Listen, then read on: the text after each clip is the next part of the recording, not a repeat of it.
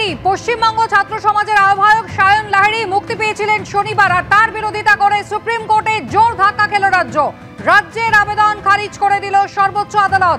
হাইকোর্টের নির্দেশ বহাল রাখল সুপ্রিম কোর্ট। শুক্রবারই কলকাতা হাইকোর্টের নির্দেশ ছিল শনিবার দুপুর 2টার মধ্যে ছেড়ে দিতে হবে সায়ন লাহিড়ীকে, এবং সেই মতো 1:41 মিনিটে ছাড়া পেয়েছিলেন পশ্চিমবঙ্গ ছাত্র সমাজের আহ্বায়ক সায়ন লাহিড়ী। কিন্তু তারপরে সুপ্রিম কোর্টে যায় রাজ্য, আর সেখানেই এবার জোর ধাক্কা খেল রাজ্য সরকার।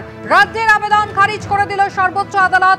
হাইকোর্টের নির্দেশ বহাল রাখল সুপ্রিম কোর্ট। অর্থাৎ হাইকোর্ট যে নির্দেশ দিয়েছিল যে হেফাজতে রেখে সায়ন লাহিড়ীকে জিজ্ঞাসাবাদের কোনো প্রয়োজন নেই, এমনটাই কিন্তু কলকাতা হাইকোর্টের নির্দেশ ছিল, আর সেই নির্দেশে কিন্তু বহাল রাখল সর্বোচ্চ আদালত। বিজেন্দ্র সিংহ আমাদের প্রতিনিধি রয়েছেন টেলিফোন লাইনে। বিজেন্দ্র, কি হলো আজ আদালতে? দেখো, শুক্রবার বেল দিয়েছিল সায়ন লাহিড়ীকে কলকাতা হাইকোর্ট, এবং সেটাকে চ্যালেঞ্জ করে সুপ্রিম কোর্টে দ্বারস্থ হয়েছিল রাজ্য সরকার। যার শুনানি কিছুক্ষণ আগে সুপ্রিম কোর্টে শেষ হয়েছে।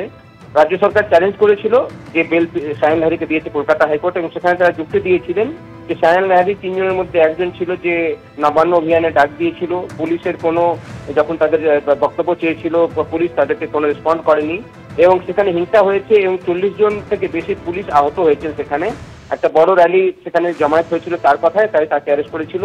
কলকাতা হাইকোর্ট তাকে যে বেল দিয়েছে সেটাকে আপত্তি করা হয়েছে রাজ্য সরকারের তরফ থেকে। তারা এটাও বলেন যে শুধুমাত্র এই কেসে নয়, বাকি কেসগুলোতেও তাকে পুলিশ অ্যারেস্ট করতে পারবে না, এ কথাও সুপ্রিম কোর্ট কলকাতা হাইকোর্ট বলেছে। এই আপত্তি করা হয়েছিল সিদ্ধার্থ লুথরার তরফ থেকে, যিনি অ্যাপিয়ার করেছিলেন সায়ন লাহিড়ীর মা, যিনি সুপ্রিম কোর্টে কলকাতা হাইকোর্টে দ্বারস্থ হয়েছিলেন। সুপ্রিম কোর্টেও তারা ক্যাভিয়েট দাখিল করেছিলেন। তাদের তরফ থেকে আজকে বিশেষ করে রাজ্য সরকারকে প্রশ্নের মুখে পড়তে হয়, যখন প্রথমেই রাজ্য সরকারই মেনে নেয় যে এটা ম্যাসিভ র্যালি একটা হয়েছিল, সেটা নিয়ে কোনো প্রশ্ন নেই, একটা বড় র্যালি ছিল, বড় জমায়েত হয়েছিল, এবং সেখানে অনেকেই মানুষ অংশ নিয়েছিলেন। তখন সুপ্রিম কোর্ট জিজ্ঞেস করে কি যখন 100 লোক এখানে ইনজোর্ড হয়েছে আপনারা বলছেন, সেখানে একজনকে কেন অ্যারেস্ট করা হয়েছে?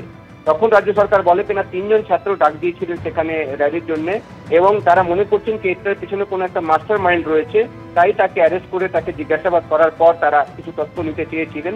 সুপ্রিম কোর্ট এটাও আজকে জানতে চায় তাদের থেকে কি তারা যখন অ্যারেস্ট করেছিলেন তারা তো জিজ্ঞাসাবাদ করেছিলেন। সিদ্ধার্থ লুথরা, যিনি সায়ন লাহিড়ীর মায়ের হয়ে অ্যাপিয়ার করছিলেন, তিনি বলেন কি পুলিশ তাকে জিজ্ঞাসাবাদ করেছে, তার থেকে যা তথ্য নেওয়া সেটা তাদেরকে নিয়েছে, তারপরেই কেন তাকে অ্যারেস্ট করে রাখা হয়েছে সে কথাও তিনি বলেন। তিনি বলেন যে সে একটা ছাত্র, সে একটা কল দিয়েছিল, কিন্তু অনেক মানুষ সেখানে জমায়েত হয়েছিলেন, সে কথা আজকে তাদের তরফ থেকে বলা হয়।